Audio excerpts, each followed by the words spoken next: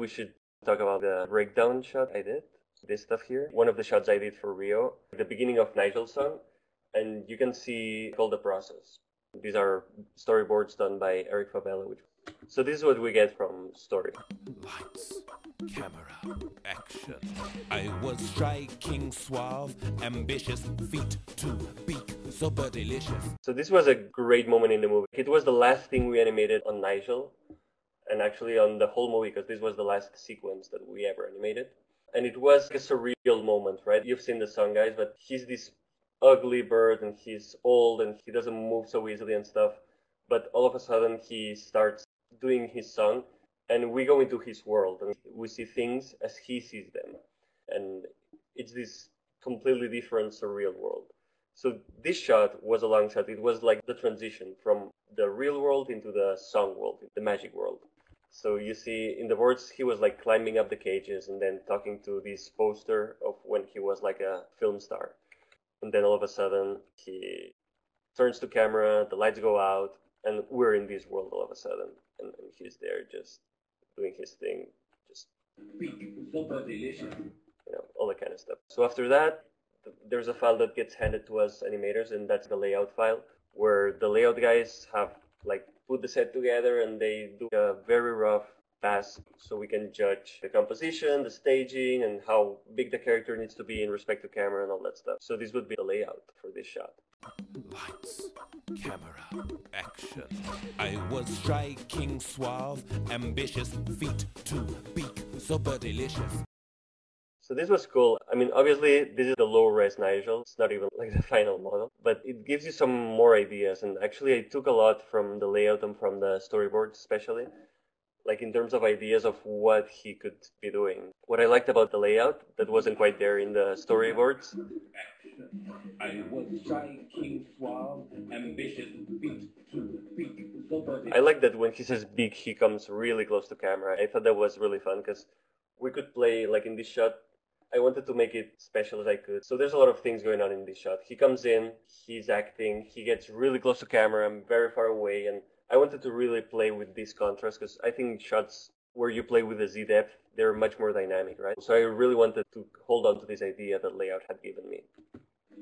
Super delicious. Alright, so this would be the first blocking I showed the director. This is like super rough. You'll see I created my own version of the set because, so I could play a little bit faster and work a little bit faster. Let me just play it and then we can talk about this path. Lights, camera, action. I was striking suave, ambitious, feet to beak, super delicious. So here I'm implying that he comes in. I still wasn't sure if he was gonna come from screen right or is he gonna like land from up here? Because in theory the camera is Blue and Jewel's POV, so they're inside the cage, right?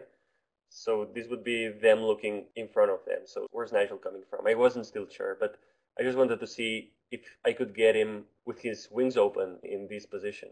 So he comes in. Then I was thinking he looks at the poster of his old self, like just lovingly. And then he says, lights, camera. I wanted the sort of like, lights, camera, action, like a very big show star kind of thing. And then just using this pose as my starting pose, like doing this, then he looks at camera, everything's held, just the head looks at us, and then he starts talking to us. He gets into this like nude mode. I was striking suave, ambitious, feet to beak, super delicious. And then here in the end, I was, again, looking at the Flight of the Conchords, I was thinking a lot about some stuff, like Jermaine's dancing is fantastic.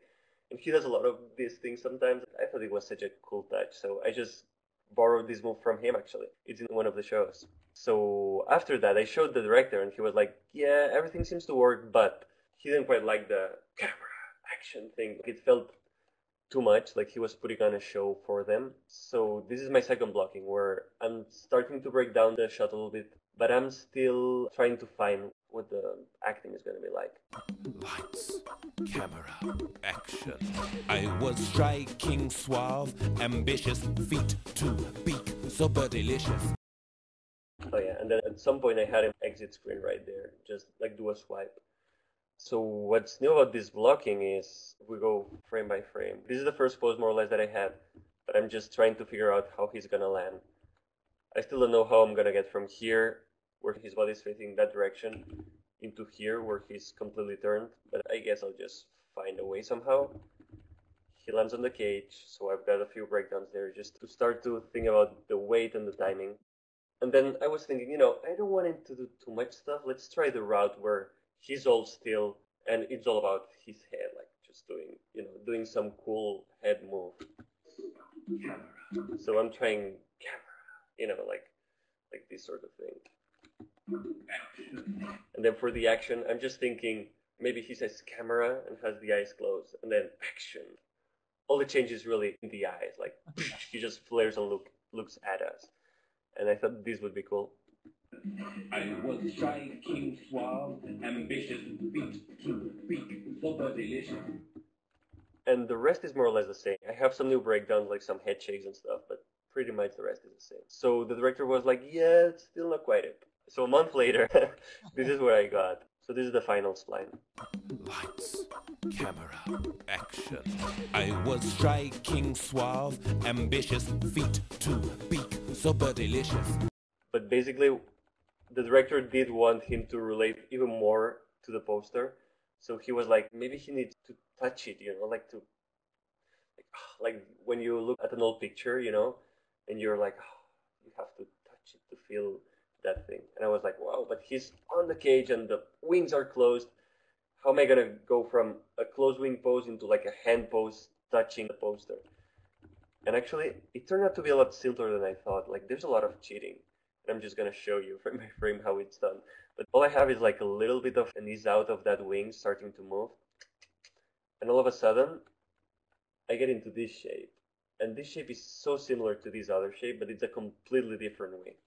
You guys can see how the wing is completely, I've changed every joint to make the shape feel similar. But since it happens so fast, it just pops and it keeps going, and the spacing works in terms of edges. Like this edge, if you track it, it's like tuk, tuk, tuk, tuk. It does a small pop and then it works spacing-wise. So I guess that's why I got away with it. And the next weird transition was from here into this pose, which is what I wanted. This was my key. And again, I couldn't get the wing to do exactly what I wanted, just using the splines. So from this pose to this pose, there's a lot of cheating. You can see how I uncurl the fingers completely in one frame, and how I pop the wrist forward and stuff. But what's great is you see it in action, and it flows pretty well. Totally. And it's so fast, And I think what it is too is you're looking at his eyes, and you know what he's doing. So the audience buys it right there. So for me, this was like an aha moment, like, we can make this work, that's awesome. Then the choice for this was like, he touches the poster and it's like, lights, camera. Then on the action, it was supposed to be like one of those Vidal Sassoon commercials, when they do this and the hair does all that stuff. So instead of hair, obviously he has the crest, and I have the crest pop open right there. The crest was such a cool thing playing with Nigel, because it just gives him personality. If you look at real cockatoos in the real world, they use it when they're excited, it just ruffles a little bit, and when they're angry, it just like non-verbal behavior, right? It's like body language for them. So we made sure to use it as much as we could for Nigel. I was shy, king. Yeah. And then here's again a big Vidal Sassoon moment where he like flicks the head down and does a head turn, and you can see the crest like just following through. And all this was frame by frame pretty much in terms of the crest. Basically, I would animate the character without the crest, obviously, and then just framing through all that stuff, making sure the spacing worked. And it was time consuming, but by this point in the production, I knew the workflow, so it wasn't that slow. I was shy, king, suave, ambitious, feet to peak, super delicious. And here I have a lot of cheats, but it's all in the same vein where I'm just thinking about shapes. Like, if I want to pop into different poses, I just need to make the shapes work. So, let's see. So he's doing this dance, side to side. And then he's gonna go from here to here, completely different. Like, the body is completely forward, and it's slanted forward, and the neck is jutting forward. Like, these two poses have nothing to do. This was my last key, probably. And this was my next key. And the thing was how to get from one frame to the other. And what it was for me is just tracking the eye. If you track his eye, it's doing a good enough arc that people can track it. The audience always looks at the character's eyes, right? So that's how this cheat works. You're just following his eye, and all of a sudden it pops and it eases in real good. And it's all about popping and then easing into different poses. And here the same, like these two poses have nothing to do. The body's in a completely different space, but his body shape makes sense, and the eye just tracks correctly. So that's why these changes work. Same here. Well, this is even a bigger pop. So he says feet, 2. And then for the big section, this is how this works. The claw starts to ease out. So your eyes go here for just a second as an audience. And the next you see is the gray shape of the claw has become the gray shape of the beak, which actually pops out right back. So it's like a bouncing ball feeling, like there's like a punk feeling, but because you're looking where I want you to look, but the shape changes completely.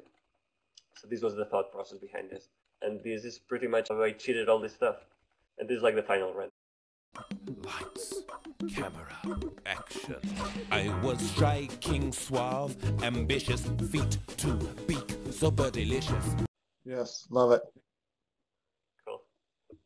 Yeah, that was really awesome to see and really awesome to talk about. I enjoyed that shot a lot. And actually, all the shots you'll see in my reel with Nigel in the song, they were a lot of fun. Like there's one where he's sort of rapping and all that stuff. It was a great experience. Yeah.